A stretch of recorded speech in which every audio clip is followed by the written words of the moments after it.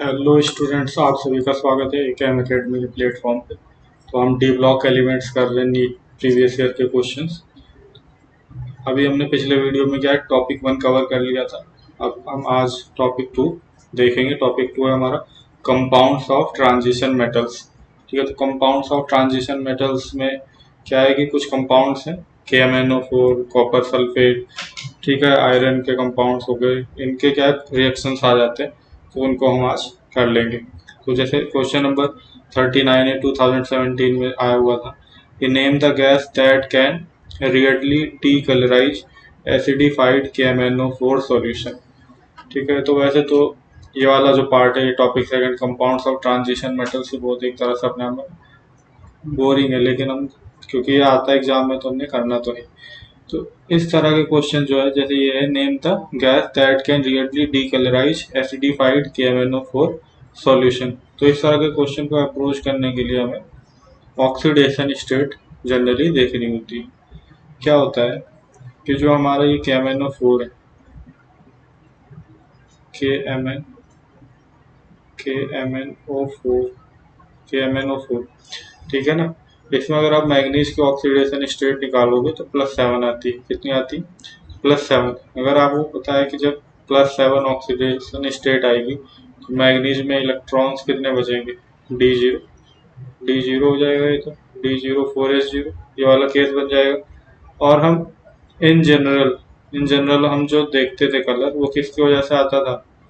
वो आता था डी ट्रांजिशन की वजह से। जो कलर आता था डी ब्लॉक कंपाउंड्स और कॉम्प्लेक्सेशन में कलर आता था, डी ट्रांजिशन की वजह से आता था। किसकी वजह से आता था? डी ट्रांजिशन की वजह से आता था कलर। ठीक है, अब यहाँ पर तो कोई इलेक्ट्रॉन्स ही नहीं, यहाँ पर कोई भी इलेक्ट्रॉन्स ही नहीं है। जब KMnO4 जहाँ पर मैग्नीज के +7 ऑक्सीडेशन स्टेट में है, तो कोई भी इलेक्ट्रॉन नहीं है। तो यहाँ पर कलर कैसे आएगा? यहाँ पे कलर आता है ड्यू टू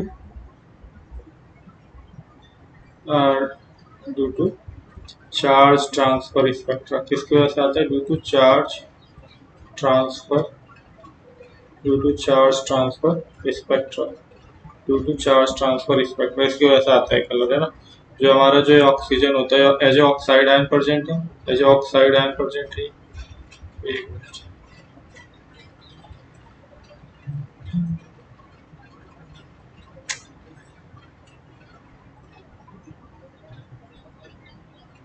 ठीक है, एज ए ऑक्साइड आयन हमारा ये प्रेजेंट है, O2 नेगेटिव, है ना।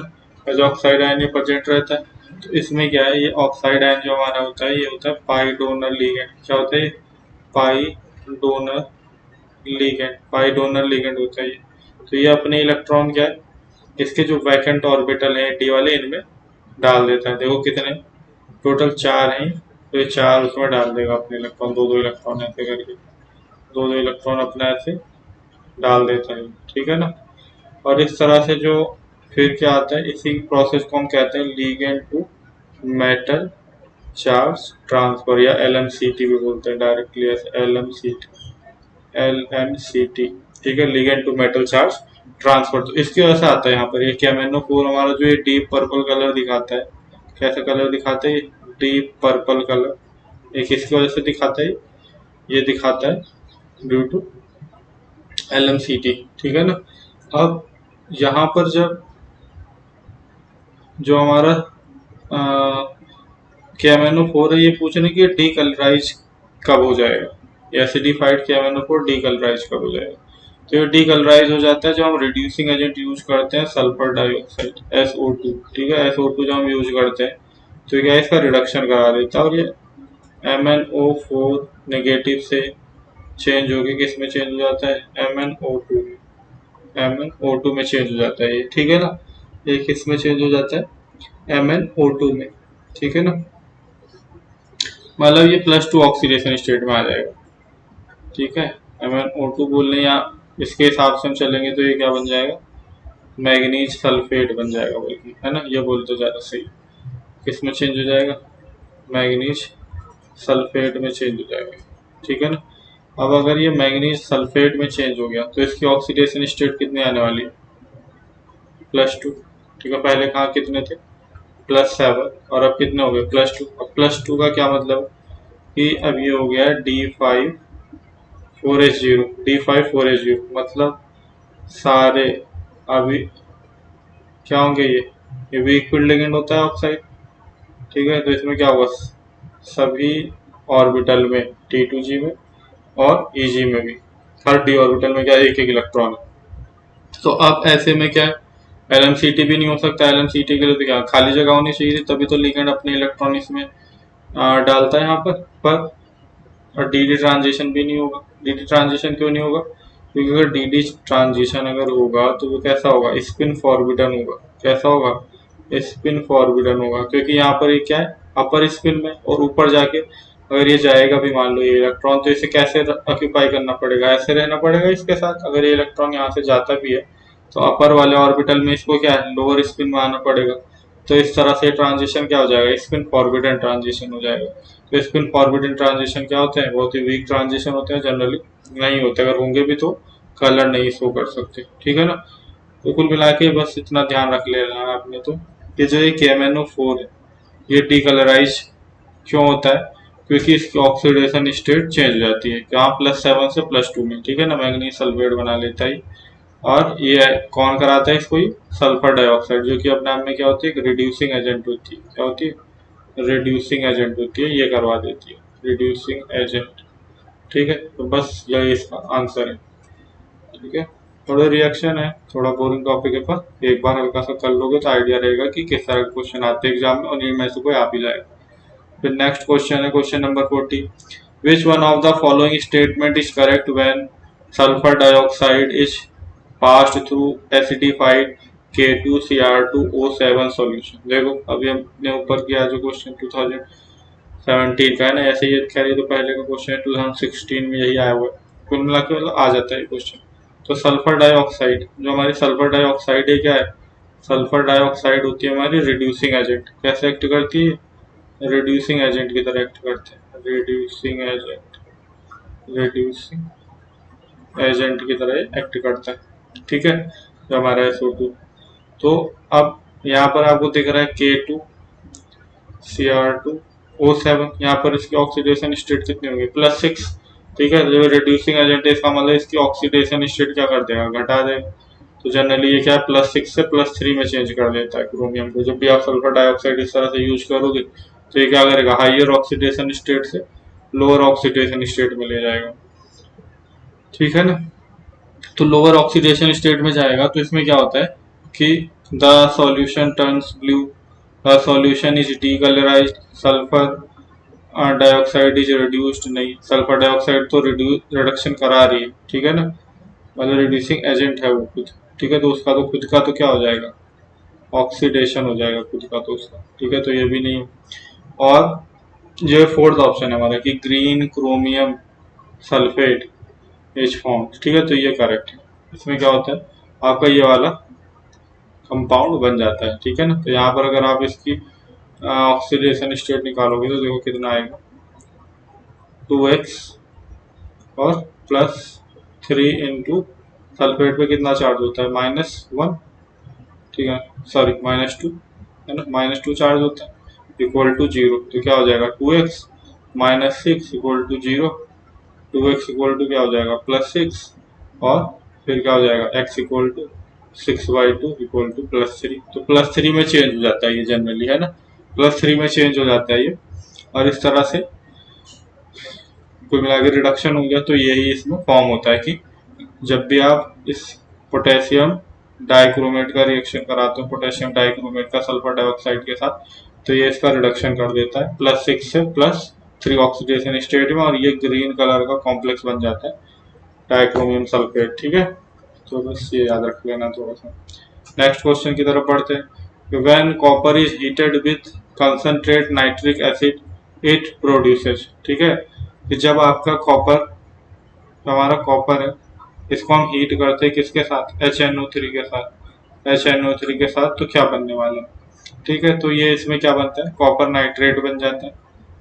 कॉपर नाइट्रेट बन जाता है। ठीक है ना, कॉपर नाइट्रेट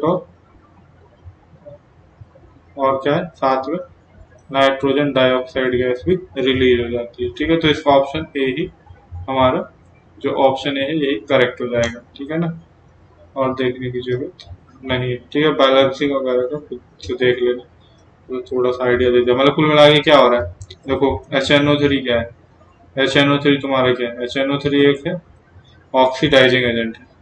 ये बस इसमें इसी तरह से याद रखना है कि HNO3 तो क्या है, ऑक्सीडाइजिंग एजेंट होता है, ऑक्सीडाइजिंग एजेंट होता है ना।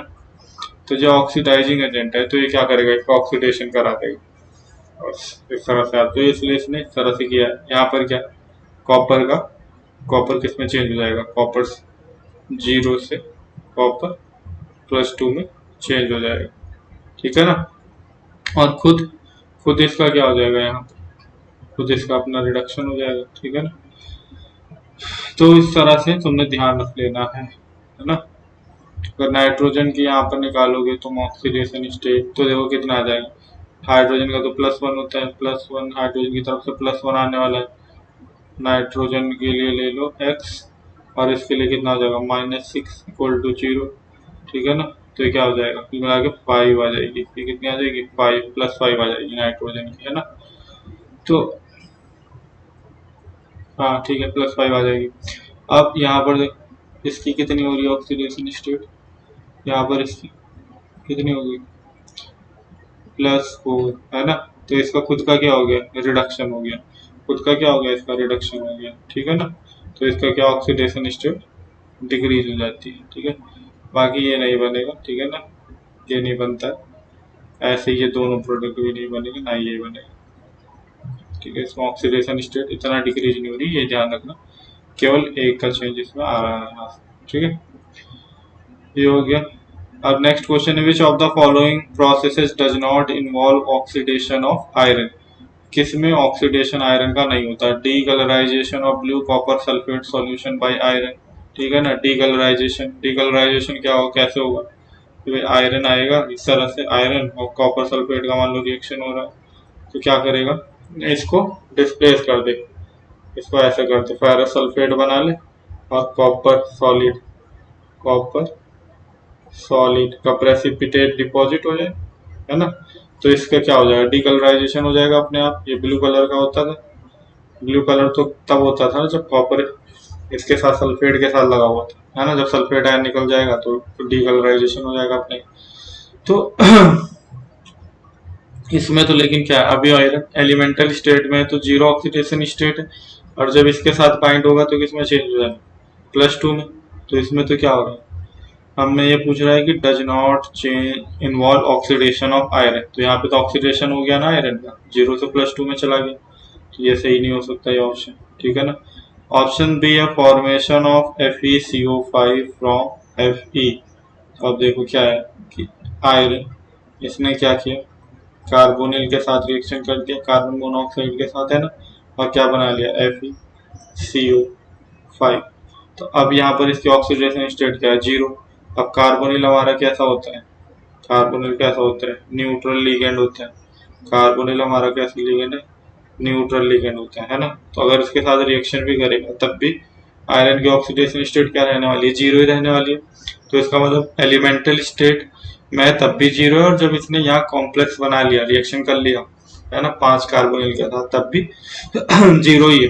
तो यही हमारा आंसर हो जाएगा कि इसमें ऑक्सीडेशन स्टेट चेंज नहीं हो रही है। ठीक है ना, बाकी ऑप्शन सी में देखोगे, liberation of H2 from steam by iron at high temperature, तो यहाँ पर भी क्या होगा, जो वाटर के साथ रिएक्शन करेगा, हाइड्रोजन वहां से लिबरेट कर रहा है ना, तो वहां पर भी उसकी ऑक्सीडेशन स्टेट चेंज हो जाएगी। रस्टिंग ऑफ आयरन तो तुम जानते ही हो कि भाई आयरन जो रस्टिंग करता है तो क्या ऑक्साइड बना लेता है ना, ऐसे करके हम लिखते हैं ना, ऐसे। तो इसमें भी क्या होगा, इसकी ऑक्सीडेशन स्टेट प्लस में चली जाती है। तो कुल मिला के हर जगह ऑक्सीडेशन स्टेट चेंज हो रही है, ऑप्शन बी को छोड़ के, तो ये हमारा करेक्ट आंसर हो गया। Next question, assuming complete ionization, same moles of which of the following compounds will require the least amount of acidified KMnO4 for complete oxidation। ठीक है ना, कह रहे हैं कि मान लो कि complete ionization हो रहा है, तो same mole of which of the following compound will require least amount of acidified KMnO4, सबसे कम KMnO4 किस में चाहिए होगा। ठीक है, अब यहाँ पर देखो ये क्या है, फेरस सल्फेट। फेरस सल्फेट अगर इसमें हम ऑक्सीडेशन स्टेट देखेंगे इसकी कितनी आ जाएगी, +2। इसमें कितनी आ जाएगी, +1। इसमें ऐसे ही देखोगे इसमें कितनी आ जाएगी, ये ऑक्जेलेट आयन है ना, ऑक्जेलेट आयन। ऑक्जेलेट आयन कैसे लिखते थे हम, ऐसे, O negative C double O negative. ठीक है ना, दो नेगेटिव चार्ज है इस पे, तो दो नेगेटिव चार्ज इस पे भी कितना आ जाएगा, +2। फिर ऐसे ये क्या है, NO2 है। NO2 तो क्या होता है, न्यूट्रल होता है ना, इसमें क्या हो जाएगा, 0 ही हो जाएगा। ठीक है ना, तो लीस्ट अमाउंट ऑफ चाहिए हमें। ठीक है ना, least amount of acidified KMnO4 for complete oxidation. ठीक है ना, तो इसके लिए तुम जब करोगे तो ये पाओगे कि सबसे जो ज्यादा है ना, हम क्या है, सल्फर को कहाँ तक ले जा सकते हैं, मैक्सिमम ऑक्सीडेशन स्टेट कहाँ तक ले जा सकते हैं, +6 तक। सल्फर की जो मैक्सिमम ऑक्सीडेशन स्टेट होती है वो क्या होती है, +6। ठीक है, तो अब इसकी तो क्या है, सबसे लोअर है, 0 में है। अगर इसको बढ़ाना है तो हमें क्या +6 का इंक्रीज देना पड़ेगा, इसको करना है तो +5 का इंक्रीज देना पड़ेगा, इसको करना है अगर तो क्या करना पड़ेगा, +4 का, और इसको भी अगर हमें करना है तो +4 का ही करना पड़ेगा। ठीक है ना, अब बात आती कि सबसे कम अमाउंट किस में खर्च होगा, इसमें या इसमें। ठीक है ना, तो ऑप्शन ए इसके लिए करेक्ट हो जाएगा। क्यों, क्योंकि जो इसमें है ये आसानी से ऑक्सीडेशन हो जाता है। ठीक है ना, लीस्ट अमाउंट ऑफ KMnO4 चाहिए होगा। इसके केस में क्या है, ऑक्जेलेट आयन। ठीक है ना, ये आसानी से क्या है, आगे फर्दर ऑक्सीडेशन नहीं होने देता। ठीक है ना, इस वजह से ऑक्साइड लेयर बनाने की वजह से, अदरवाइज क्या है, ये भी सेम था और यहाँ पर भी सेम ही था। ठीक है ना, तो क्या हो जाएगा, इसका आंसर ऑप्शन ही करेक्ट हो जाएगा। अब the pair of compound that can exist together is FeCl3 SnCl2 HgCl2 SnCl2 FeCl2 SnCl2 FeCl3 Ki। तो इस तरह के क्वेश्चन में क्या है कि हमें देखना है कि क्या ऑक्सीडाइजिंग एजेंट और रिड्यूसिंग एजेंट, ठीक है ना, या फिर दोनों ही क्या हो, ऑक्सीडाइजिंग ऑक्सीडाइजिंग एजेंट, दोनों ही क्या हो, ऑक्सीडाइजिंग एजेंट। ठीक है ना, oxidising agent plus oxidising agent, ऐसा हिसाब। या फिर दोनों ही क्या हो, रिड्यूसिंग एजेंट और रिड्यूसिंग एजेंट, दोनों ही reducing agent plus reducing agent. अगर ऐसा है तब ये दोनों एग्जिस्ट कर सकते हैं, अदरवाइज क्या हुआ, अगर ऑक्सीडाइजिंग एजेंट प्लस क्या हुआ, रिड्यूसिंग एजेंट हो गया, रिड्यूसिंग एजेंट, तो ये आपस में एक दूसरे को क्या कर लेंगे, ऑक्सीडेशन और रिडक्शन कर लेंगे। ठीक है, तो ये आपस में एग्जिस्ट नहीं कर सकते। हमें क्या बताना है, pair of compound that can exist together. अब FeCl3 तुम्हें पता है कि इसमें क्या होता है, वैकेंट डी ऑर्बिटल होता है, वैकेंट डी ऑर्बिटल। ठीक है, तो ये क्या कर सकता है, इलेक्ट्रॉन एक्सेप्ट कर सकता है, इलेक्ट्रॉन एक्सेप्ट कर, अब जो इलेक्ट्रॉन एक्सेप्ट कर सकता है उसका खुद का तो क्या हो जाएगा, रिडक्शन हो जाएगा, खुद का तो रिडक्शन हो जाएगा, लेकिन एक्ट कैसे करेगा, एक्ट करता है जो ऑक्सीडाइजिंग, यही तो होता है। अब इसमें देखो SnCl2, ठीक है ना, SnCl2 का इसमें ये क्या कर सकता है, ये अपनी ऑक्सीडेशन स्टेट ये भी ऐसे ही इंक्रीज कर सकता है ना, कि इसकी क्या है, अभी +2 है, ये अपने इलेक्ट्रॉन क्या करेगा, बाहर निकाल देगा। ठीक है ना, बाहर निकाल देगा तो ये कैसे एक्ट करेगा, रिड्यूसिंग एजेंट की तरह। ठीक है, ये +2 से कहाँ तक जा सकता है, +6 तक जा सकता है ना, इसका इलेक्ट्रॉन बाहर रिमूव कर रहा होगा। तो क्या हुआ कि ये तो ऑक्सीडाइजिंग एजेंट हो गया, और ये क्या होगा, रिड्यूसिंग एजेंट, तो ये साथ में एग्जिस्ट नहीं कर सकते, ऐसे इसके लिए हो जाएगा। ठीक है ना, ऐसे FeCl2 SnCl2 FeCl3 क्या है इसमें देख रहे हैं, है ना। तो अब इसमें जो हमारा है ऑप्शन सी हमारा करेक्ट हो जाएगा। ठीक है ना, ये दोनों हमारे क्या हो गए, एक ही तरह के रिड्यूसिंग एजेंट हो जाएंगे। ठीक है ना, ये हमारे लिए क्या हो जाएंगे, दोनों ही क्या रिड्यूसिंग एजेंट है, तो इस वजह से ये क्या साथ में एग्जिस्ट कर सकते हैं, क्योंकि ये भी अपनी ऑक्सीडेशन स्टेट अभी इंक्रीज कर सकते हैं। देख लो जाए, अगर जैसे ये हमारा FeCl2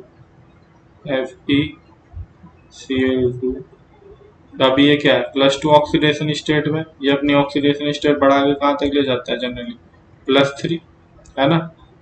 मतलब ये ऐसे बन सकता है आराम से, FeCl3 बन सकता है ये, है ना। कहने वाला एक ऑक्सीडेशन नंबर ये अपना इंक्रीज कर सकता है, एक ऑक्सीडेशन नंबर अपना ये एक ऑक्सीडेशन स्टेट ये अपनी।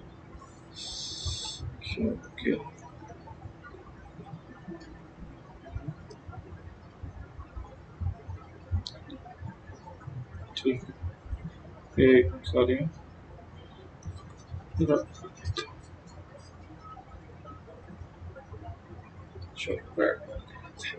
ठीक है, तो ये अपना एक ऑक्सीडेशन नंबर यहाँ से इंक्रीज कर सकते हैं।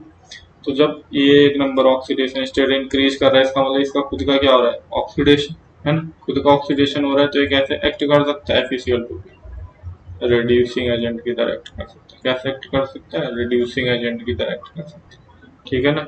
ऐसे इसके लिए भी है, इसके लिए तो हमने देख ही लिया था कि भाई SnCl2 ये क्या है, ऑक्सीडेशन स्टेट बढ़ा सकता है, +2 से +4 कर सकता है, +2 से क्या कर सकता है, +4, या फिर +2 से +6 तक भी कर सकता है ना। तो डिपेंड करेगा कि किस तरह के मॉलिक्यूल के साथ या रिएजेंट के साथ ये रिएक्ट कर रहा है। तो यहाँ पर दोनों ही क्या, ये रिड्यूसिंग एजेंट है, तो ये एग्जिस्ट कर सकते हैं साथ में, ठीक है। तो ऑप्शन सी हमारा करेक्ट है इसे। In acidic medium H2O2 changes Cr2O7 2 negative to CrO5 which has two oxygen bonds या peroxy bonds है ना। Oxidation state of chromium in CrO5 is। अच्छा, ठीक है। तो अभी हमारे क्या है, फिर इसका रिएक्शन हुआ होगा, इसमें Cr2O7 2 नेगेटिव का इसके साथ H2O2, है ना। इसने इसको किस में चेंज कर दिया, CrO5 में, जिसमें इसके पास क्या है, परऑक्सी बॉन्ड है ना, ऑक्सीजन ऑक्सीजन का बॉन्ड है आपस में। तो कह रहा है ऐसे में क्रोमियम की स्टेट क्या हो गया ना। तो देखो इसमें क्या है, स्ट्रक्चर जो इसका होता है बहुत ही क्या फेमस स्ट्रक्चर है, इसको बटरफ्लाई स्ट्रक्चर बोलते हैं। कैसे बनता है, ऐसे कर दिया हमने, ऐसे ऐसे, तो क्या परऑक्सी बॉन्ड होता है इसमें, ऐसे ऐसे, ठीक है। ये होता है इसका स्ट्रक्चर CrO5 का। अब ऑक्सीजन जब भी क्या होता है सिंगल बॉन्ड के साथ है, इसका मतलब इस पे क्या होगा, एक एक निगेटिव चार्ज होगा, तो क्या होगा, एक एक निगेटिव चार्ज आ जाएगा, है ना। और यहाँ पर ये क्या हुआ, -2 ऑक्सीडेशन स्टेट में होगी। तो अब हम इसका अगर क्या निकालें, ऑक्सीडेशन स्टेट क्रोमियम की, तो क्रोमियम की ऑक्सीडेशन स्टेट क्या ले लेंगे, X। क्रोमियम की ऑक्सीडेशन स्टेट हो गई X, और कितने 4 है हमारे पास ऐसे ऑक्सीजन जिन पे कितना चार्ज है, -1, और एक ऑक्सीजन है जिसपे कैसा चार्ज है, -2 इक्वल टू 0। तो अब क्या हो जाएगा, x 4 इंटू -1 कितना हो जाएगा, -4, और इसी तरह से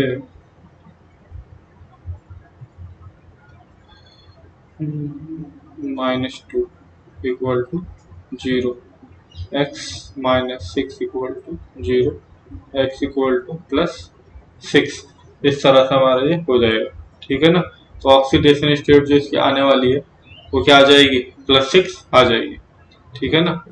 एक बार चाहे दोबारा चेक कर लो, ठीक है ना। तो ये क्या हो गया, परऑक्सी बॉन्ड है, तो इसमें क्या है, हर सिंगल बॉन्ड जब भी होता है ऑक्सीजन पे तो पता है एक नेगेटिव चार्ज आएगा उस पर, और जब डबल बॉन्ड होता है तो जो ऑक्साइड के फॉर्म में तो 2 नेगेटिव। तो वही इस तरह से हमने इसको एक्स पुट करके सॉल्व करा, तो कितनी आ गई ऑक्सीडेशन स्टेट, +6 आ गई, ठीक है ना।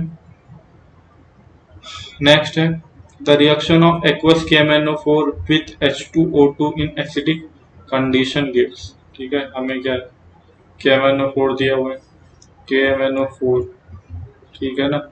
इसका रिएक्शन हो रहा है किसके साथ, हाइड्रोजन परऑक्साइड के साथ एसिडिक कंडीशन में, तो इससे क्या बनने वाला है, ठीक है ना। अब देखो क्या है, ये इसका यहाँ पर रिडक्शन कराएगा, खुद का ऑक्सीडेशन करा लेगा ये, क्योंकि ये तो क्या है, ये तो खुद बहुत स्ट्रॉन्ग ऑक्सीडाइजिंग एजेंट है। वैसे तो H2O2 किस तरह से एक्ट करता है, ऑक्सीडाइजिंग एजेंट की तरह, पर KMnO4 की तरह वो रिड्यूसिंग एजेंट की तरह काम करेगा, ठीक है। स्ट्रॉन्ग ऑक्सीडाइजिंग एजेंट, कौन है, KMnO4, ठीक है, एसिडिफाइड कंडीशन में जो KMnO4 बहुत ही स्ट्रॉन्ग ऑक्सीडाइजिंग एजेंट है, जब H2O2 के साथ रिएक्शन करेगा, ठीक है ना, तो इसका खुद का क्या हो जाएगा, रिडक्शन हो जाएगा, खुद का क्या हो जाएगा, इसका रिडक्शन हो जाएगा। तो रिडक्शन होकर जनरली क्या बनाता है पता ही है, इसकी जो मेन ऑक्सीडेशन स्टेट है वो यही है +7, और लोअर ऑक्सीडेशन हाइयर में तो +7 और लोअर में +2, तो ये +2 में चेंज होगा, ऑब्वियस के बाद +2 में चेंज हो जाएगा ये, ठीक है ना। +2 तुम्हें यहाँ भी देखने को मिल रहा है और यहाँ भी देखने को मिल रहा है। अब यहाँ पे O2 मिल रहा है, ओजोन, तो ओजोन जैसा तो तुम्हें पता ही कुछ बनता नहीं है ना, नॉर्मल रिएक्शन में, तो यही आंसर 20 का करेक्ट हो जाएगा, ठीक है। पूरा रिएक्शन नहीं भी आ कोई दिक्कत नहीं, बस सिर्फ इतना ध्यान रख ले।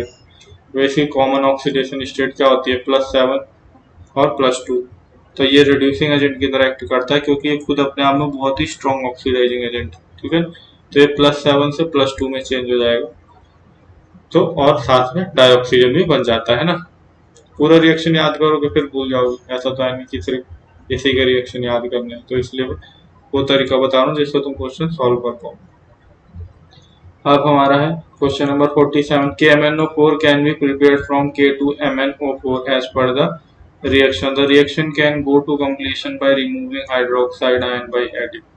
अच्छा, अब इसमें क्या है, KMnO4 को कह रहे हैं कि हम बना सकते हैं कैसे, कि अगर हम इसका रिएक्शन कराएं, किसका, K2MnO4 का, ठीक है ना, K2MnO4 का, ये इसको यहाँ से ये हटा के इन्होंने आयनिक फॉर्म में लिख दिया वैसे, ठीक है, MnO4 2 नेगेटिव, मतलब +6 ऑक्सीडेशन स्टेट में है मैग्नीज, ठीक है। बाकी बैलेंसिंग के लिए वाटर लिखा हुआ है, फिर ये क्या बन गया, पोटेशियम पर मैग्नेट आयन बन गया, मतलब +7 ऑक्सीडेशन स्टेट में, और बाकी साथ में इसका यहाँ पर रिडक्शन भी होगा, ठीक है ना, यहाँ पे +4 में और हाइड्रोक्साइड आयन। तो अभी इसमें क्या है कि ये वाला आयन अभी आपका बचा हुआ है इस तरह से, ठीक है ना, और ये बेस है, तो बेसिक कंडीशन की वजह से ये आपस में रिएक्ट करके दोबारा से इस आयन में कन्वर्ट हो रहा होगा। तो अब कह रहे हैं कि हम ऐसा क्या चेंज कर दें कि जिससे ये हमारा क्या है, ये वाला जो हमारा आयन है MnO4 2 नेगेटिव है ना, ये चेंज हो जाए पूरी तरह से MnO4 1 नेगेटिव, मतलब पर मैग्नेट आयन में, है ना। तो इसके लिए क्या करना पड़ेगा तुम्हें, इसके लिए OH आयन को रिमूव करना पड़ेगा, बेसिक कंडीशन को हटाना पड़ेगा, और क्या लानी पड़ेगी, एसिडिक कंडीशन लानी पड़ेगी। क्या लानी पड़ेगी, एसिडिक कंडीशन, एसिडिक कंडीशन लानी पड़ेगी, ये ध्यान रखना है, ठीक है। एसिडिक कंडीशन लाने के लिए तो बेस है, ठीक है ना, और HCl तुम्हारी बहुत ही ज़्यादा स्ट्रॉन्ग एसिड हो जाएगी, ठीक है, और सल्फर डाइऑक्साइड ये भी अपना एसिड की तरह बिहेव कर सकती है, पर वो फिर ये भी ज़्यादा एसिडिक कर बना देगी, ठीक है ना, सल्फ्यूरिक एसिड ही बन जाएगा इससे। तो हम मीडियम एसिड लेंगे कार्बन डाइऑक्साइड, ठीक है, तो कार्बन डाइऑक्साइड ऐड करके इस रिएक्शन को हम क्या फॉरवर्ड डायरेक्शन में कंप्लीशन तक ले जा सकते हैं, तो आंसर भी इसका करेक्ट हो जाएगा। क्वेश्चन नंबर 48 क्या, which of the statement is not true, कि on passing H2S through acidified potassium dichromate solution of milky color is observed, sodium dichromate is preferred over potassium dichromate in volumetric analysis, फिर क्या है, potassium dichromate solution in acidic medium is orange, इसका colour कैसा होता है, orange होता है acidic medium. Potassium dichromate solution becomes yellow on increasing the pH beyond 7, ठीक है। तो ये दोनों बातें तो सही है कि भाई एसिडिक कंडीशन में क्या होता है, ऑरेंज होता है, एसिडिक कंडीशन में किसका कलर कैसा होता है, ऑरेंज, और जब pH बियॉन्ड 7 मतलब बेसिक कंडीशन कर दी तुमने, कैसी कर दी, बेसिक कंडीशन कर दी, तो इसका कलर कैसा हो जाता है, येलो हो जाता है, इसका कलर कैसा हो जाता है, येलो। तो ये दोनों ऑप्शन तो हो नहीं सकते, क्योंकि हमें यहाँ क्या पूछा है, नॉट ट्रू, नॉट ट्रू पूछा हुआ है ना, नॉट ट्रू पूछा हुआ है। तो ऐसे में अब हमारे ये दो ऑप्शन रहेगा कि अगर हम H2S गैस पास करते हैं इसके थ्रू, ठीक है ना, H2S गैस पास करते हैं तो इसका मिल्की कलर देखने को मिलता है, या फिर जो हमारा सोडियम डाइक्रोमेट वो क्या है, प्रिफर्ड किया जाता है पोटेशियम डाइक्रोमेट के ऊपर वॉल्यूमेट्रिक एनालिसिस में, ठीक है ना। तो अब इसमें क्या है, जो हमारा सोडियम डाइक्रोमेट है वो तो क्या होता है, हाइग्रोस्कोपिक नेचर का होता है, ठीक है ना। तो इसमें क्या हो जाएगा हमारा, ये प्रिफर्ड कर लिया जाता है। ठीक है, वॉल्यूमेट्रिक एनालिसिस ये हमारा सही हो जाएगा।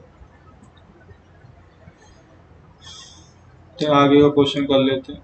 Acidified potassium dichromate solution turns green when sodium sulphate is sodium sulphide है ना, sodium sulphide is added to it, this is due to the formation. ठीक है ना, तो ये तो हम पहले भी एक तरह से कर चुके हैं। क्या एसिडिफाइड पोटेशियम डाइक्रोमेट है ना, ये किस में चेंज हो जा रहा है इसका सॉल्यूशन, ग्रीन।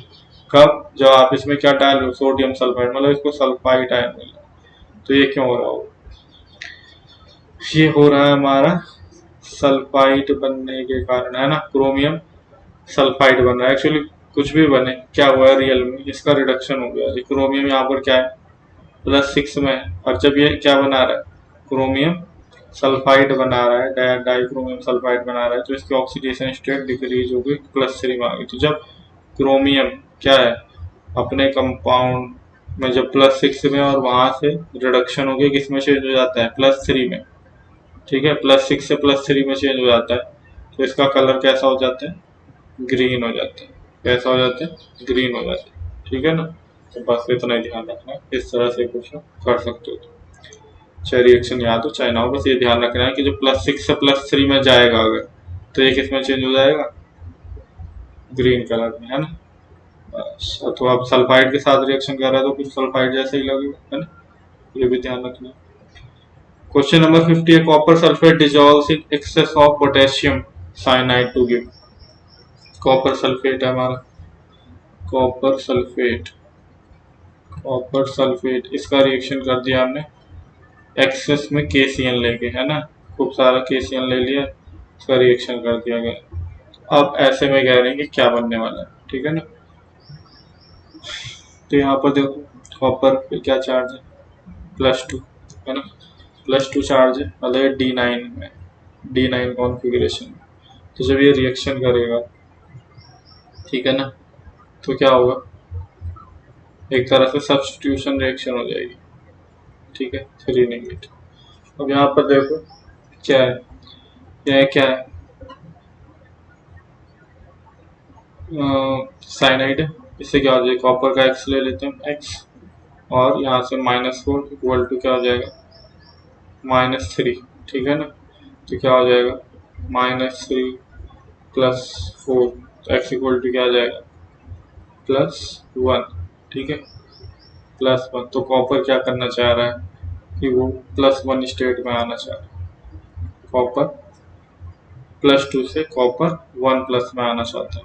ठीक है ना, ऐसा क्यों, क्योंकि पता है तुमको D9 में तो अनस्टेबल होता है, देखा था हमने, है ना, अनस्टेबल होता है, एसिमेट्रिकल फील्ड होता है उसका इजी ऑर्बिटल। लेकिन जब ये D10 बना लेगा तो इसका क्या हो जाएगा, सिमेट्रिकली फील्ड हो जाएगा। जॉन टेलर डिस्टॉर्शन यहाँ हो रहा होता है, JTT लग रहा होता है यहाँ पर, और यहाँ पर वो चीज़ खत्म हो जाएगी। ठीक है ना, तो इसलिए क्या करेगा, रिएक्शन करेगा और इस तरह के कॉम्प्लेक्स में चेंज हो जाएगा। ठीक है ना, यही हमारा करेक्ट आंसर। बाकी में देख, ठीक है, बाकी में देखो कि यहाँ पर क्या है, +2 आएगी, यहाँ पर भी इसकी क्या आएगी, +2 आएगी। ठीक है ना, और ये क्या दिखा है, CuC। हाँ, तो एक्सेस में रिएक्ट कर रहा है तो ये तो होगा नहीं, यहाँ पे क्या +1 है, क्योंकि एक्सेस में रिएक्ट कर रहा है तो आगे फर्दर रिएक्शन के लिए कुछ इस तरह से कॉम्प्लेक्स बना देता है। ठीक है, स्क्वायर प्लेनर कॉम्प्लेक्स बना लेगा। नेक्स्ट क्वेश्चन कर लेते हैं, German silver is an alloy. ठीक है, तो सिंपल याद रखने वाला है कि जर्मन सिल्वर किस चीज़ का एलॉय होता है। जर्मन सिल्वर हमारा एलॉय किसका होता है, कॉपर, जिंक और निकल का। ठीक है, तो ये हो जाएगा। हाँ, तो ये ध्यान रख लेना, फिर जर्मन सिल्वर है तो सिल्वर वर्ड सोच के ये मत सोच लेना कि उसमें सिल्वर होगी, है ना, ये मत सोच लेना, सिल्वर नहीं होती उसमें। ठीक है ना, सिल्वर जैसा वो दिखता है तो इसलिए उसको जर्मन सिल्वर बोल देते हैं। तो कॉपर, जिंक और निकल, इन 3 चीजों से मिलकर बनता है। और क्वेश्चन नंबर है 52, which of the following combines with iron second ions to form a brown complex. Brown complex कैसे बनाता है ये। ठीक है, तो ये क्या है, जब आयरन आपका रिएक्शन करता है किसके साथ, नाइट्रोसिल के साथ, है ना, नाइट्रोजन ऑक्साइड के साथ, तब ये बना लेता है हमारा क्या, ब्राउन कॉम्प्लेक्स, ब्राउन कॉम्प्लेक्स। ठीक है, तब ये बना लेता है ब्राउन कॉम्प्लेक्स। देख लेना रिएक्शन, है ना, 5 नाइट्रोसिल ग्रुप इसमें जुड़ जाते हैं। तो इस तरह से ये हो गया हमारा टॉपिक खत्म। इसके आगे का नेक्स्ट टॉपिक है, ठीक है, लेंथेनाइड एंड एक्टिनाइड्स। अब इसको कर लेते हैं। बस ये क्या ब्लॉक हो गया, एक तरह से स्टार्ट हो गया, है ना, ब्लॉक स्टार्ट हो गया हमारा। The reason for greater range of oxidation, the reason for greater range of oxidation states in actinides is attributed to actinide contraction। actinide contraction की वजह से बहुत ज्यादा ऑक्सीडेशन स्टेट ये शो करते हैं, है ना। या फिर option B 5F 6D and 7S level having comparable energy, 4F and 5D levels being close in energies, the radioactive nature of actinides। ठीक है, तो इसका तो कोई आप देख रहे हो रेडियोएक्टिव से तो क्या लेना देना ऑक्सीडेशन स्टेट का। अब रही बात एक्टिनाइड कॉन्ट्रैक्शन की, तो एक्टिनाइड कॉन्ट्रैक्शन का भी ऐसे कोई डायरेक्ट लेना देना नहीं है। फिर है इसमें 4F एंड 5D लेवल। ठीक है, तो पहले तो अगर तुम्हें पता हो कि जो हमारे एक्टिनॉइड्स होते हैं, क्या होते हैं हमारे, एक्टिनॉइड्स, एक्टिनॉइड्स ये क्या होते हैं, 5F सीरीज, 5F सीरीज के मेंबर है, 5F सीरीज के मेंबर है ना।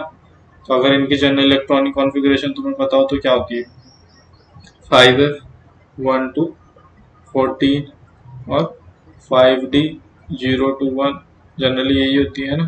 और क्या हो जाएगा, कुछ गड़बड़, कुछ गड़बड़ तो हुआ है, एक minute, 6D, 5F 1 to 14, 6D 0 to 1 और 7H2, है ना, ये होती है इसकी जनरल इलेक्ट्रॉनिक कॉन्फ़िगरेशन। तो इसमें 4F लेवल कहाँ से आ गया, 4F लेवल का तो कोई मतलब ही नहीं है, तो ये ऑप्शन बी तुम्हारा इनकरेक्ट है ना। तो ऑप्शन हमारा बी है वो करेक्ट है, कि इसमें क्या होता है कि जो 5F 6D और 7S लेवल होते हैं, इनकी एनर्जी क्या होती है, बहुत ही ज्यादा कंपेरेबल होती है। ठीक है ना, 5F 6D और 7S, इनकी एनर्जी आपस में क्या होती है, बहुत ही ज्यादा क्लोज होती है, बहुत ही ज्यादा क्या होती है, क्लोज होती है। तो कहने का मतलब जो इलेक्ट्रॉन है वो कहीं से भी पार्टिसिपेट कर सकता है। मान लो इसमें इलेक्ट्रॉन है, कुछ भी भर देता, जैसे 6D में मान लो 1 है, 7H2 है, इसमें मान लो मैंने 4 इलेक्ट्रॉन ऐसे फिल कर दिया, है ना। तो क्या होगा कि यहाँ से तो इलेक्ट्रॉन निकलेंगे ही निकलेंगे, ये आउटर सेल है ना, ये क्या पेनल्टीमेट और ये क्या एंटी पेनल्टी, लेकिन इनकी एनर्जी इतनी क्लोज है कि ये भी कैसे एक्ट करता है, ये भी बैलेंस की तरह ही एक्ट करता है ना। ये भी अपने इलेक्ट्रॉन आसानी से क्या है बाहर निकाल सकता है, रिएक्शन में पार्टिसिपेट कर सकता है। तो 5F 6D और 7S ये जो एनर्जी है बहुत ही ज्यादा क्या क्लोज है, एक दूसरे से कंपेरेबल है, इसी वजह से क्या है बहुत ही greater range of oxidation state show करते हैं, है ना। कॉमन ऑक्सीडेशन स्टेट की बात करी जाए तो +3 होगी इसमें भी, पर क्या है और भी ऑक्सीडेशन स्टेट शो कर सकते हैं, है ना, +2 से लेके ऑलमोस्ट +7 तक शो करते हैं ये। ठीक है, नेक्स्ट देख लेते हैं, the electronic configuration of europium, atomic number 63, gadolinium atomic number 64 and terbium atomic number 65 are. ठीक है, तो हमें इसमें क्या करना है, ऑक्सीडेशन स्टेट बतानी, अब सॉरी इलेक्ट्रॉनिक कॉन्फ़िगरेशन बतानी। तो अब तुम्हें तो क्या इलेक्ट्रॉनिक कॉन्फ़िगरेशन थोड़ी सी याद होनी चाहिए, ठीक है, तभी कर पाओगे इसको।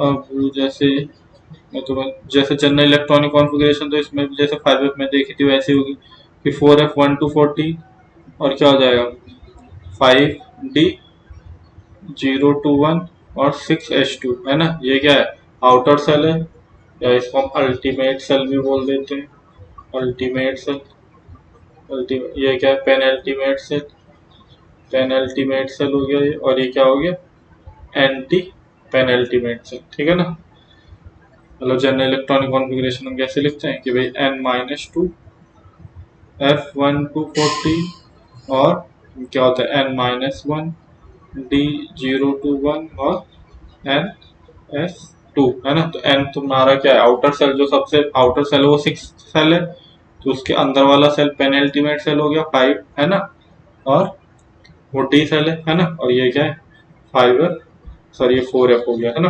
तो इस तरह से होती है कुछ इलेक्ट्रॉनिक कॉन्फ़िगरेशन। और हमारी 4F सीरीज है वो कहाँ से स्टार्ट होती है, लेंथेनियम के बाद से स्टार्ट होती है, सीरियम एटॉमिक नंबर 58 से लेके कहाँ तक जाती है? ल्यूटीशियम एटॉमिक नंबर 71 यहाँ तक जाती है। ठीक है, इतना पता होगा ही, तो पता होना चाहिए कहने का मतलब। अब एक चीज और बता देता हूँ, जनरली इस तरह से लोग पढ़ते हैं, डायरेक्ट इलेक्ट्रॉनिक कॉन्फ़िगरेशन ही पढ़ते हैं, मैंने देखा।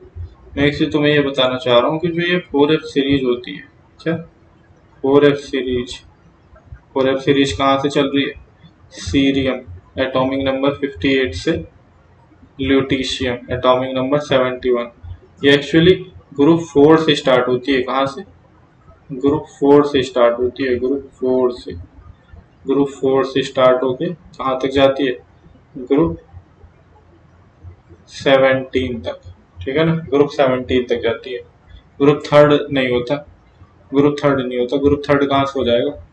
ग्रुप थर्ड कहाँ से हो जाएगा? देखो लेंथेनम है, लेंथेनम है जो कि फर्स्ट एलिमेंट है 5D सीरीज का, फर्स्ट एलिमेंट है 5D सीरीज का। और तुम्हें पता है कि हमारी जो डी सीरीज होती है, डी सीरीज, डी सीरीज वो चलती है 3 से 12 तक, 3 से 12 तक वो चलती है। ठीक है ना। अच्छा ये क्या आता है? लेंथेनम, लेंथेनम का एटॉमिक नंबर क्या होता है? 57। और उसके बाद क्या आ जाता है? हाफनियम आ जाता है जिसका एटॉमिक नंबर होता है 72। बीच में क्या होता है? 14 उसका गैप होता है। यही क्या बनती है? 4F सीरीज बनती है इससे, क्योंकि एफ में जाने शुरू हो जाते हैं इलेक्ट्रॉन, है ना। तो ये थर्ड के बाद, ये तो थर्ड क्या है?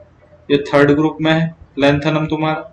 उसके बाद जो अब आएगा वो आएगा फोर्थ ग्रुप, है ना। उसमें आने थे, इस हाफनियम की जगह पे एक तरह समझ लो आना था अगर।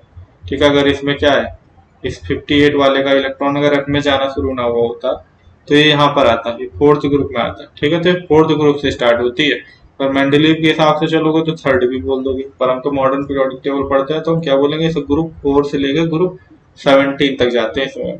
ठीक है, तो अगर तुम्हें सिंपल ये बताओ कि भाई ये ग्रुप 4 है, तो जो ग्रुप होता है उतने इलेक्ट्रॉन होते हैं, तो इस तरह से इलेक्ट्रॉन चलते हैं। ठीक है ना, इस तरह से इलेक्ट्रॉन चलते हैं। तो अगर तुम पहला जो एलिमेंट है सीरियम, सीरियम अगर इसकी इलेक्ट्रॉनिक कॉन्फ़िगरेशन लिखोगे तो इसकी क्या होगी? 4F1 5D1 6H2, इस तरह से होती है। और जो लास्ट एलिमेंट है ग्रुप 17 में, ये तो ग्रुप 4 में हो गया, ये ग्रुप 4 में हो गया। और ग्रुप 17 में जो लुटीशियम है, अगर इसकी लिखोगे तो क्या हो जाएगा? 4F14 5D1 और 6H2। ठीक है, ये देखो इनका सम दिख रहा होगा तुम, कितना? 17। ठीक है, 17th ग्रुप में है ये ल्यूटीशियम तुम्हारा। और इसका सम देखो ये कितना हो रहा है? 4। तो ये क्या है? ग्रुप 4 में है ये। 3 में कैसे हो जाएंगे? बोल लोग मैं सब 3 बोलते हैं, 3 में कहाँ से हो जाएगा? ग्रुप 4 है भाई, ग्रुप 4 में बैठे हैं। ठीक है ना। अब क्या होगा, जब नेक्स्ट तुम जाओगे तो इसकी एनर्जी बहुत ज्यादा और बढ़ जाती है 5D की, है ना। 5D की एनर्जी और ज्यादा बढ़ जाती है, तो अब इलेक्ट्रॉन 5D में जाना बंद हो जाता है। अब जैसे सीरियम से नेक्स्ट जाओगे 59 वाले पे सीरियम, फिर उसके बाद नेक्स्ट कौन सा आता है? प्रेसियोडाइमियम। क्या आता है? प्रेसियोडाइमियम एटॉमिक नंबर 59। तो अब तुम्हारा इलेक्ट्रॉन सीधा किस में जाएगा? 4F में जाएगा। तो प्रेसियोडाइमियम की अगर लिखे तो प्रेसियोडाइमियम के केस में क्या हो जाएगा? 4F3 हो जाएगा डायरेक्ट, 4F2 ना होके क्या हो जाएगा? 4F3, है ना, जिसका एटॉमिक नंबर क्या है? 59। उसके लिए लिख रहा हूँ मैं प्रेसियोडाइमियम के लिए। तो 4F3 हो जाएगा 5D0 6H2। ठीक है, इसी तरह चलता रहेगा। इस 60 के लिए 4F4 चलता जाएगा, चलता जाएगा। ठीक है ना, इस तरह से चलता जाता है। तो क्या होता है, अब हम अपने क्वेश्चन पे आ जाते हैं ना, क्वेश्चन पे आ जाता हूँ। थोड़ा इसको मिटा भी देता हूँ,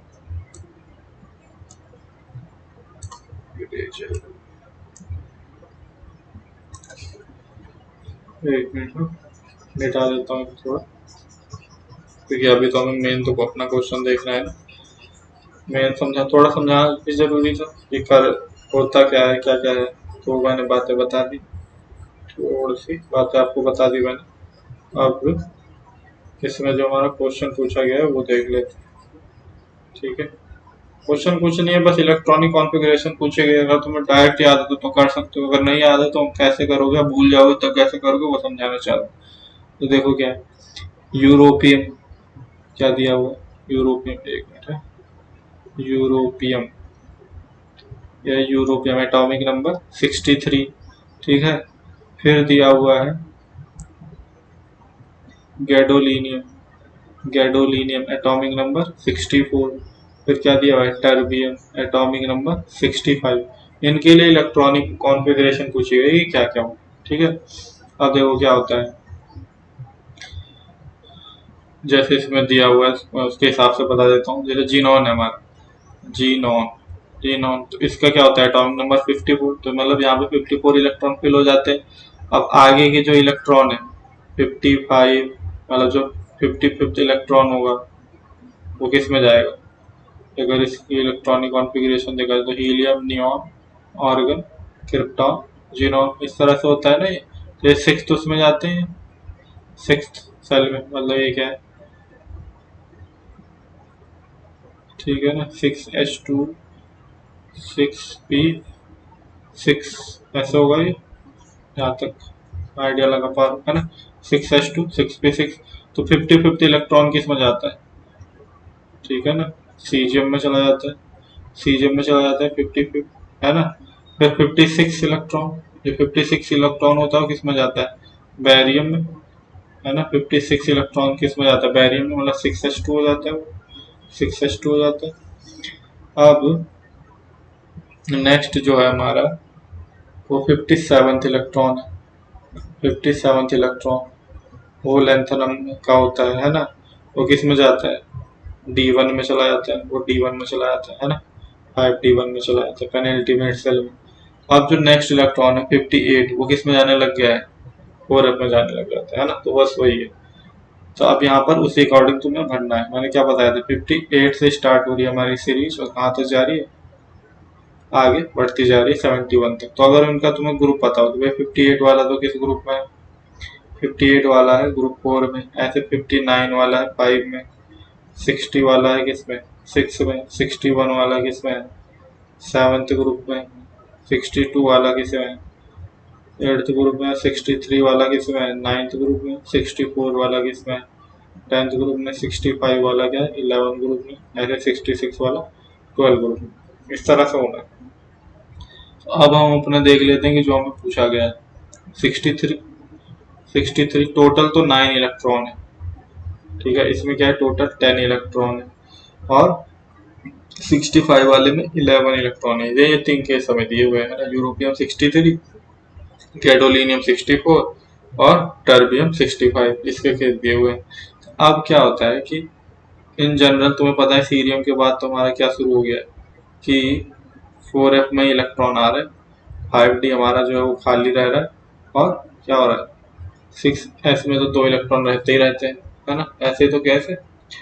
तो कहने का मतलब ये है कि अगर आप देखो तो कितने इलेक्ट्रॉन आ जाएंगे, ग्रुप के हिसाब से हमें चलना, ग्रुप के हिसाब से देखो ये कौन से ग्रुप में आ रहा है, 63 वाला 9th में है ना, तो 2 यहाँ आ गए, 2 इलेक्ट्रॉन ये तो आएंगे ही आएंगे। तो अब बाकी कितने इलेक्ट्रॉन बचे, 7, तो ये 7 इलेक्ट्रॉन आ जाते हैं। ये किसका बन गया, ये हमारा बन गया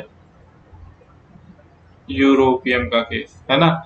और ये देखो कितने इलेक्ट्रॉन है, 7 और 2 9, ठीक है ना। और इसमें जीनोन में ऐड कर दो ये 9 इलेक्ट्रॉन, जीनोन में ऐड कर दो अगर ये 9 इलेक्ट्रॉन, तो 54 और प्लस 9 कितना हो जाएगा 63, ठीक है ना। जीनोन कोर से 7 इलेक्ट्रॉन मतलब एक्स्ट्रा है। वो 7 इलेक्ट्रॉन एक्स्ट्रा कैसे भरे जा रहे हैं कि 2 इलेक्ट्रॉन तो इसमें आ रहे हैं क्योंकि इसकी एनर्जी लोअर है, पहले इसमें भरे जा रहे हैं, फिर आगे जो बाकी के 7 इलेक्ट्रॉन बचे 7 इसमें एफ में आ रहे हैं, है ना, तो 7 इलेक्ट्रॉन हमने भर दी। अब क्या होता है नॉर्मल उसमें हम जैसे हम गैडोलीनियम में आएंगे तो गैडोलीनियम में क्या होना चाहिए था, ठीक है, ये है ना ग्रुप 10 का, टोटल 10 इलेक्ट्रॉन है, 2 इसमें भर दिए जाए और 8 हमें किस में भर देने चाहिए थे, एफ में भर देने चाहिए थे। पर इसमें क्या हो जाता है कि 8 इसमें मतलब एक इलेक्ट्रॉन जो 8वां इलेक्ट्रॉन है इसमें न डाल के हम इसमें डाल देते हैं, ठीक है ना, इसी में डाल देते हैं, डी में डाल देते हैं। क्यों, क्योंकि इससे क्या मिल जाती है, हाफ फील्ड कॉन्फ़िगरेशन मिल जाती है। क्या मिल जाती है, हाफ फील्ड कॉन्फ़िगरेशन मिल जाती है। तो इस चक्कर से हम ऐसा कर देते हैं कि डी में एक इलेक्ट्रॉन डाल देते हैं, बावजूद कि इसकी एनर्जी क्या है हाई होती है, पर उससे क्या है थोड़ी हाफ फील्ड कॉन्फ़िगरेशन से क्या होता है एक्सचेंज एनर्जी निकलती है, तो स्टेबिलिटी मिलती है, तो इसलिए डी में चला जाता है इलेक्ट्रॉन। अब नेक्स्ट इलेक्ट्रॉन जो होगा, जो जब 65th इलेक्ट्रॉन आएगा, है ना, तो अब उसमें क्या है कि वो इलेक्ट्रॉन क्या है, वो तो अब इसी में जाएगा, है ना, वो इसी में जाएगा, क्योंकि इसमें आके तो अब कहीं ना कहीं उसे क्या रिपल्शन फील करना पड़ेगा ना। 5d2 तो होने वाला है नहीं, इतना तो तुम्हें भी पता है। जनरल इलेक्ट्रॉनिक कॉन्फ़िगरेशन क्या होती है, वन ही होती है, तो वन ही रहेगी, इतना तो पता है तुम्हें, है ना। है ना, इतना तो तुम्हें पता है। ठीक है, ये जो जनरल इलेक्ट्रॉनिक कॉन्फ़िगरेशन है वो तो क्या होती है, जीरो होती है 5d में, या वन होता है, इतना होता है हमारे पास।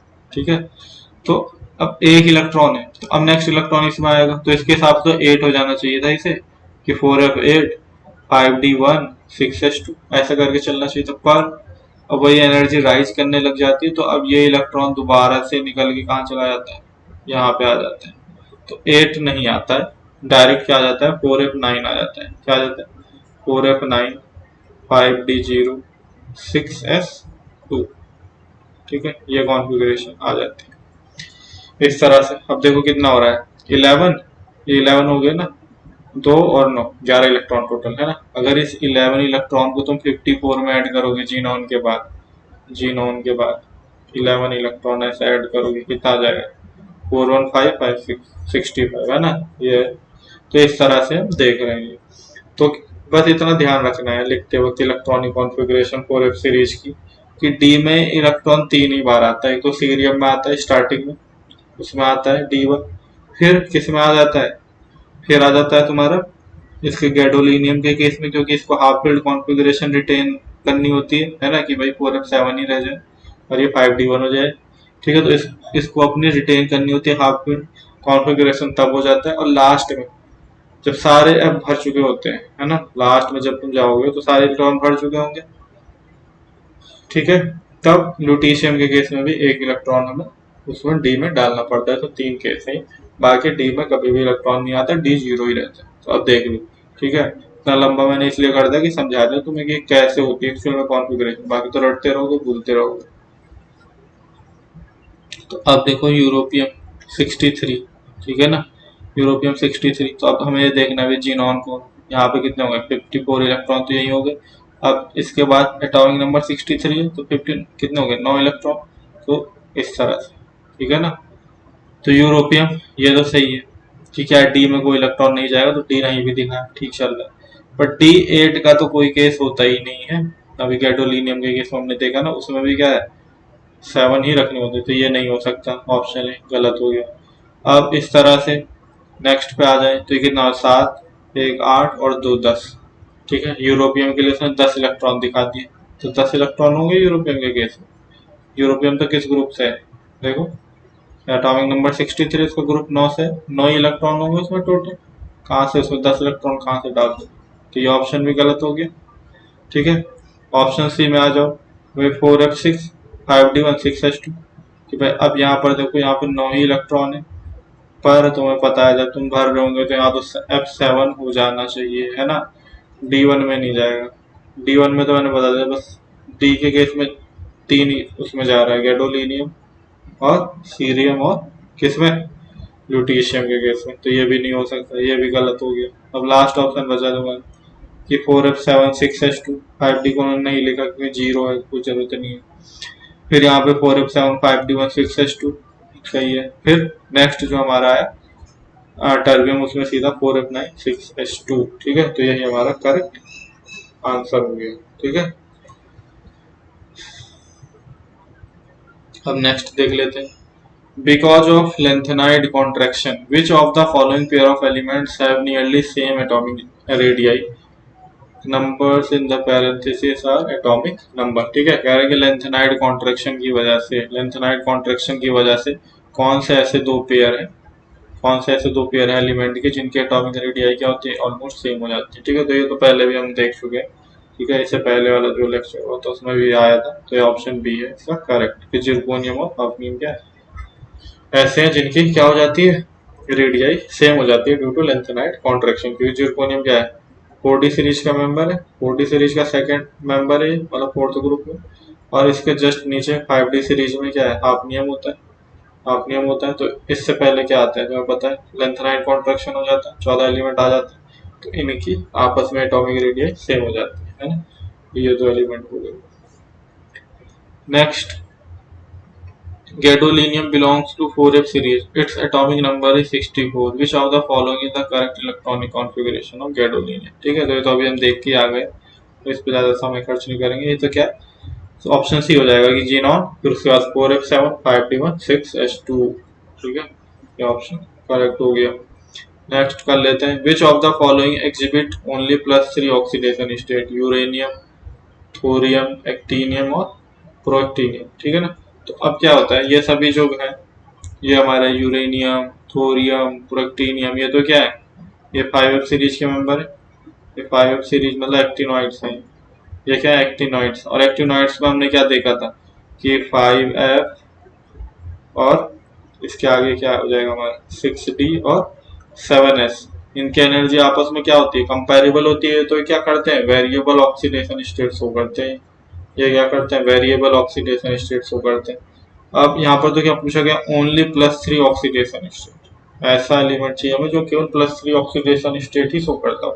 तो हमें पता है कि भाई जो हमारे क्या होते हैं, डी सीरीज होती है। क्या होती है, डी सीरीज।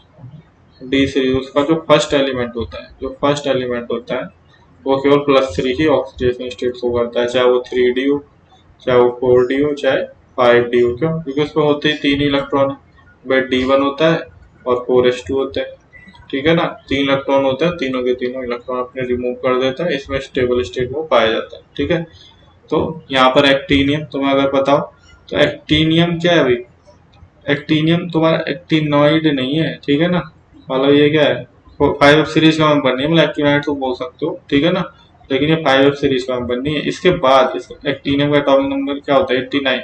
इसके बाद से स्टार्ट होती है तुम्हारी 5f सीरीज। इसका एटॉमिक नंबर क्या होता है, वो थोरियम है ना, 90 से यहाँ से स्टार्ट होती है। तो ये आंसर सी तुम्हारा करेक्ट हो जाएगा।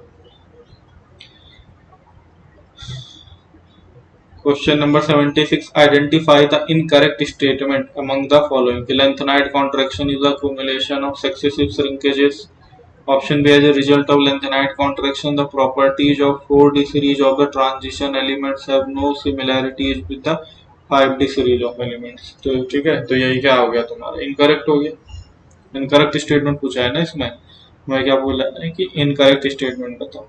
और देखो क्या बोल रहा है ऑप्शन बी कि as a result of lanthanide contraction, कि लेंथेनाइड कॉन्ट्रैक्शन की वजह से जो प्रॉपर्टीज है, properties of 4d series of the transition elements have no similarities with 5d series element. जबकि हमने क्या देखा, जो 4d सीरीज है, जैसे तुमने देखा था 4d सीरीज का जो सेकंड एलिमेंट है जिर्कोनियम, और 5d सीरीज का जो सेकंड एलिमेंट है हाफनियम, इनकी एटॉमिक रेडियाई क्या हो जाती है आपस में, एकदम सेम जैसी हो जाती है, बहुत ही क्लोज हो जाती है, सेम हो जाती है। और इलेक्ट्रॉन्स का नंबर तो पहले से ही सेम है। ठीक है, कि भाई इसमें क्या है, ये ग्रुप 4 का मेंबर है तो इसमें 4 इलेक्ट्रॉन्स होंगे, है ना, 4 इलेक्ट्रॉन्स होंगे, ऐसे D2S2 ऐसे भी, है ना। और इसमें भी ऑलमोस्ट ऐसे ही होगा कुछ, D2S2 टाइप, है ना। इसमें क्या होगा, इसमें बस इतना होगा कि 4D होगा, 5S2 होगा, और इसमें क्या होगा 6D2, सॉरी 5D2 और 7S2, है ना। इस तरह से जो भी है देख लेना, है ना। सॉरी यहाँ 6s2 होगा, 6s2 है ना, पेन इसमें देखो अल्टीमेट और पेनल्टीमेट का। तो 4d2 5s2 और 5d2 6s2 इस तरह से हो गया। तो इनकी रेडियाई भी आपस में क्या हो चुकी है, एटॉमिक रेडियाई भी सेम, इलेक्ट्रॉन का नंबर भी क्या है, सेम। तो जो लेंथेनाइड कॉन्ट्रैक्शन की वजह से इनकी रेडियाई सेम हो गई, इलेक्ट्रॉन का नंबर भी सेम है। तो ये क्या होंगे, इनके तो सिमिलर होगी ना प्रॉपर्टी, चाहे फिजिकल हो चाहे केमिकल प्रॉपर्टीज की हो ना। ठीक है, तो इसलिए यही क्या हो जाएगा तुम्हारा इनकरेक्ट स्टेटमेंट हो जाएगा। ठीक है, बाकी का देखोगे आप तो क्या होंगे, करेक्ट होंगे। फिर भाई देखो shielding power of 4f electron is quite weak, ये तो हमें पता है, इसी वजह से लेंथेनाइड कॉन्ट्रैक्शन हो रहा है। और there is decrease in the radii of the atoms और as one proceed from lanthanum to lutetium, है ना। तो लेंथेनम से ल्यूटीशियम तक हम जाते हैं, तो हमें पता है लेंथेनाइड कॉन्ट्रैक्शन की वजह से क्या होता है, इनका इनकी रेडियाई बहुत ही क्या होती है, डिक्रीज होती जाती है लगातार। अब क्वेश्चन नंबर 77 है, the main reason for larger number of oxidation state exhibited by the actinoids than the corresponding lanthanoids is। क्या कारण है कि भाई जो एक्टिनॉइड है वो क्या ज्यादा ऑक्सीडेशन स्टेट शो करते हैं लेंथेनाइड के कंपैरिजन में। तो तुम्हें पता है कि भाई इनका क्या होता है, जो गैप था वो कम था 5f सीरीज वालों में, है ना, काफी, इसलिए। अब बाकी ऑप्शन में देखते हैं क्या दिया है, more energy difference between 5f and 6d orbitals then 4f and 5d orbital. Mole energy difference होता है 5f और 6d के बीच में? नहीं, ऐसा नहीं होगा। अगर ऐसा होता तो ज्यादा ऑक्सीडेशन स्टेट कैसे शो करते? lesser energy difference between 5f and 6d orbital than between 4f and 5d orbital। तो यही तुम्हारा करेक्ट आंसर हो जाएगा कि भाई क्या इनके बीच में जो एनर्जी डिफरेंस है वो काफी कम है ना? हमने पढ़ा था ना ये जो 5f 6d और इवन 7s इनके बीच का जो एनर्जी डिफरेंस है वो क्या होता है? बहुत ही लेस होता है। इसलिए क्या है, इसका इलेक्ट्रॉन दोनों ही निकल सकते हैं ना एक साथ, तो ये क्या है, ज्यादा ऑक्सीडेशन स्टेट दिखा पाते हैं। लेकिन हमें पता है कि जो हमारा 4f है और 5d है इनके बीच में एनर्जी गैप बहुत ही ज्यादा होता है, इसलिए तो डी में इलेक्ट्रॉन जल्दी एंटर ही नहीं करते, है ना? केवल 3 केस देखे थे जहां हमने D1 केस देखने को मिला था, बाकी कहीं डी में क्या हो रहा था, हर जगह 0 इलेक्ट्रॉन हो रहे थे। तो इसका मतलब क्या है कि जो यहाँ पे एनर्जी डिफरेंस है 5f के केस में वो तो क्या होती है 5f और 6d ऑर्बिटल की वो तो कम है, लेकिन 4f और 5d के ऑर्बिटल की एनर्जी ज्यादा है। इसी वजह से क्या है, large number of oxidation states हो करते हैं एक्टिनाइड्स हमारे लेंथेनाइड के कंपैरिजन में। तो ऑप्शन भी करेक्ट हो गया। ठीक है, बाकी ऑप्शन से देख लो क्या कि larger atomic size of actinoids than lanthanoids, तो इनकरेक्ट है ना? Larger size of actinoid than lanthanoid से कोई लेना देना नहीं है ना? और greater reactive nature of the actinoids than lanthanoid, तो इसका ऑक्सीडेशन स्टेट है तो कोई डायरेक्ट लेना देना नहीं कि उसकी लार्जर साइज है तो ज्यादा शो कर जाएगा। अगर ऐसे ही होता तो ये क्या है, जो लेंथेनॉइड्स उनको ज्यादा ऑक्सीडेशन स्टेट दिखानी चाहिए थी डी सीरीज वालों से, क्योंकि डी सीरीज वालों से तो बड़े ही होते हैं। ठीक है ना, ऐसा साइज से कोई ऐसा डायरेक्ट लेना देना नहीं है ऑक्सीडेशन स्टेट। अब 78 lanthanides are 14 elements in sixth period में होते हैं ये 14 element in seventh period, 14 element in sixth period. ठीक है, अच्छा एटॉमिक नंबर भी साथ में मेंशन किया है 14 एलिमेंट इन सेवंथ पीरियड। ठीक है, तो अब इतना तो तुम्हें पता होगा ही कि भाई 14 एलिमेंट है ये सिक्स्थ पीरियड में होते हैं, तभी तो इसका आउटर मोस्ट सेल जो होता है वही तो बताता है पीरियड। देखो क्या, जब हम इसकी कॉन्फ़िगरेशन लिखते हैं लेंथेनाइड्स की तो हमें पता है 4f सीरीज के मेंबर है, इतना तो पता ही। तो क्या लिखते हैं, 4f लिखते हैं कि 1 से 14, 5d लिखते हैं कि 0 से 1 इलेक्ट्रॉन हो सकता है और 6s2, यही तो होता है। आउटर मोस्ट सेल क्या है, 6 है, तो जो आउटर मोस्ट सेल होता है वही उसका क्या है, वही पीरियड को शो करता है, इतना तो पता ही होगा। तो ये 6 पीरियड में और कहाँ से कहाँ तक होते हैं, सीरियम से लेके लुटीशियम तक होते हैं, सीरियम से लेके लुटीशियम। तो क्या होता है, जस्ट लेंथेनम के बाद से स्टार्ट हो जाता है, तो एटॉमिक नंबर 58 से 71 तक चलता है। ठीक है, तो इस तरह से हमारा क्या हो जाएगा, ऑप्शन सी करेक्ट हो जाएगा कि लेंथेनाइड्स हमारे क्या है 14 एलिमेंट्स हैं जो कि 6 पीरियड में होते हैं, जिनका एटॉमिक नंबर 58 से 71 होता है, और वो क्या करते हैं 4f सब लेवल को कंटिन्यूसली फिल करते हैं, है ना? कहाँ से, एक से लेके 14 तक। यहाँ पर भी दिया हुआ है कि 14 एलिमेंट्स इन 6 पीरियड, ये तो बात ठीक है, लेकिन उसने क्या बोल दिया एटॉमिक नंबर 90 to 100 थे, तो ये नहीं सही है ना? उसका एटॉमिक नंबर तो क्या होता है 58 to 71 होता है, तो ऑप्शन सी हमारा करेक्ट हो गया। नेक्स्ट क्वेश्चन देख लेते हैं, question number 79। The correct order of ionic radii of yttrium 3+, lanthanum 3+, europium 3+ and lutetium 3+। देखो करेक्ट आयोनिक रेडियाई पूछी हुई है इसमें, है ना? तो यट्रियम 3+, अगर तुम्हें ध्यान हो तो यट्रियम तो क्या है, तो 4d सीरीज का पहला मेंबर है ना? इस तरह से होता है ना, yttrium, zirconium, niobium, molybdenum, technetium, ruthenium, rhodium, palladium, silver, है ना? इस तरह से होता है। तो ये पहला मेंबर है 4d सीरीज का। फिर उसके बाद क्या है, लेंथेनम हमारा लेंथेनम 3+, ये तो क्या है, लेंथेनम तुम्हारा क्या है 5d सीरीज का मेंबर है, ये 5d सीरीज का मेंबर है। और अभी लेंथेनाइड कॉन्ट्रैक्शन भी नहीं हुआ। लेंथेनाइड कॉन्ट्रैक्शन तो क्या होता है, सेकंड एलिमेंट से स्टार्ट होता है। कहाँ से स्टार्ट होता है, सेकंड एलिमेंट से स्टार्ट होता है लेंथेनाइड कॉन्ट्रैक्शन। इनकी साइज होती है आपस में सिमिलर लेंथेनाइड कॉन्ट्रैक्शन की वजह से, फर्स्ट एलिमेंट में नहीं होती। फर्स्ट एलिमेंट में तो जैसे डाउन द ग्रुप बढ़ना चाहिए सेल इंक्रीज होने की वजह से, तो बढ़ेगी।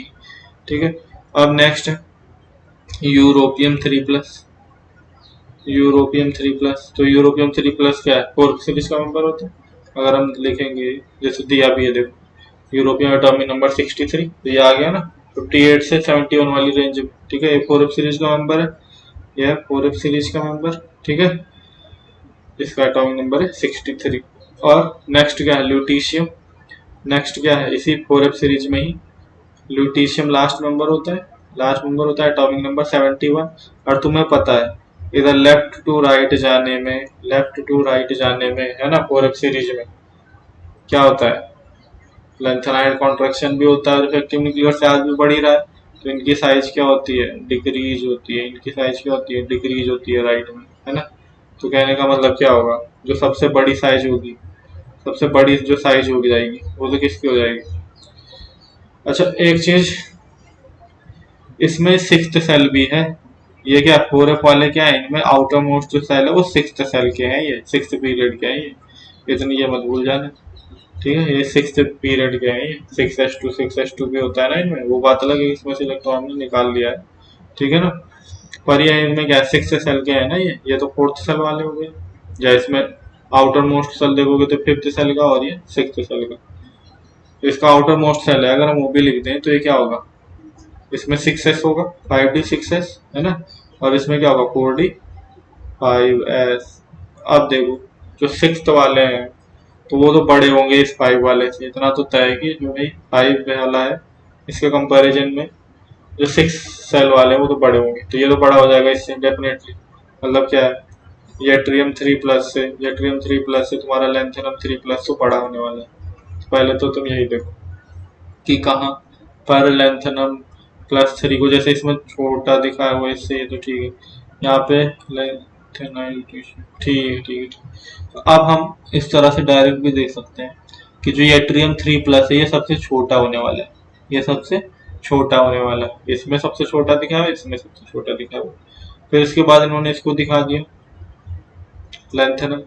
अब लेंथेनम के बाद, ठीक है, जो आगे के 14 एलिमेंट आते हैं उनका साइज क्या है, लेंथेनाइड कॉन्ट्रैक्शन की वजह से डिक्रीज ही होता है, डिक्रीज ही होता है। तो इसका क्या होगा, इसका साइज क्या होगा, बड़ा होगा ना, इनसे तो बड़ा होगा, इन दोनों से बड़ा हो जाएगा, क्योंकि इनमें तो लेंथेनाइड कॉन्ट्रैक्शन हो रहा है। ये तो 57 है, इसमें तो नहीं हो, पर आगे 58 से 71 तक लेंथेनाइड कॉन्ट्रैक्शन, तो इसके कंपैरिजन में, क्योंकि एक तरह से क्या होते हैं ये वैसे भी दाएं होते, अगर उसी सीरीज में भी लगाते हैं 5D सीरीज में तो ये दाएं होते, तो इनका साइज कम ही होना चाहिए था, इफेक्टिव न्यूक्लियर चार्ज बढ़ रहा है और लेंथेनाइड कॉन्ट्रैक्शन है उसकी वजह से भी इनका साइज छोटा है। तो यट्रियम 3+ सबसे छोटा और सबसे बड़ा जो होगा वो लेंथेनम 3+ हो जाएगा, ठीक है। तो यही ऑप्शन तुम्हारा करेक्ट हो गया। बाकी इनका तो तुम समझ ही जाओगे कि भाई लुटीशियम क्या राइट में, तो इसका साइज सबसे छोटा होगा और इसका साइज इससे थोड़ा बड़ा हो जाएगा, तो ऑप्शन सी तुम्हारा करेक्ट हो गया, ठीक है। अब है question number 80, general electronic configuration of lanthanides is, general electronic configuration of lanthanides हम पढ़ते आ रहे हैं बार बार, ठीक है।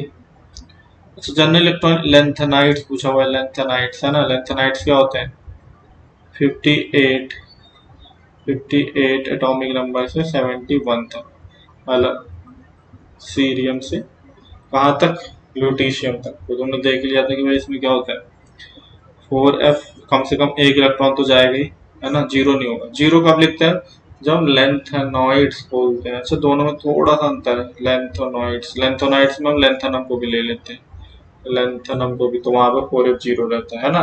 लेंथेनॉइड्स का मतलब होता है लेंथेनम लाइक, लेंथेनम लाइक होता है उसका मतलब, लेंथेनॉइड्स का मतलब क्या होता है, लेंथेनम लाइक, कि लेंथेनम से मिलते जुलते हैं इनकी प्रॉपर्टीज, ठीक है। और लेंथेनाइड्स का मतलब ये है 4F सीरीज वाले, जो उसके फॉलोवर के जस्ट बाद वाले। तो इसमें क्या हो जाएगा, ये क्या लिखा है, ये तो 10 दिख रहा है मुझे, 10 to 14, इसका तो कोई मतलब ही नहीं, 0 to 14 भी नहीं होता है ना, और 0 to 1 भी नहीं होता है। तो क्या ऑप्शन बचा, ऑप्शन ए बचा, ये करेक्ट हो गया। अच्छा इसमें क्या है, n-2 F1 to 14 n-1 S2 P6 D0 2 1 और NH2, तो ये तो तुम्हें पता ही है NH2 होता है, ये भी तुम्हें पता है। अब तुम इसमें मत कंफ्यूज हो जाना कि पेनल्टीमेट सेल में हम तो डायरेक्ट ऐसे लिखते आए हैं ना, n-1 D 0 to 1 ऐसे लिखते आए हैं। अब इसमें तो इसने क्या लिख दिया, पहले S2 P6 फिर D0 to 1, अरे S2 P6 क्या है, क्या ये S2 P6, S2 P6 तो तुम्हारा वही है, नोबल गैस कॉन्फ़िगरेशन दिखाना चाह रहा है ना, नोबल गैस कॉन्फ़िगरेशन जिनॉन की थी, तो जिनॉन वाली कॉन्फ़िगरेशन थी, है ना। जैसे उसके लिए लिखते हो तुम नियॉन के लिए, तो ऐसे तो लिखते हो 2s2 2p6, तो ये। अब उसके बाद फिर क्या होता है, उसके बाद डी शुरू हो जाता है, ठीक है, उसके बाद डी शुरू होगा, समझ लो इस तरह से।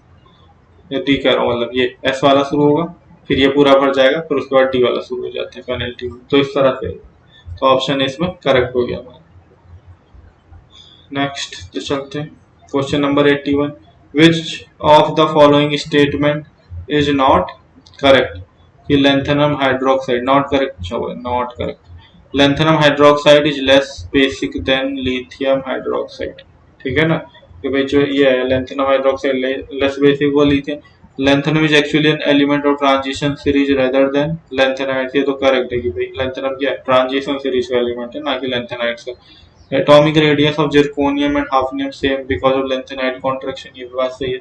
In lanthanide series ionic radius of lanthanum +3 ion decreases, ये भी बात सही है।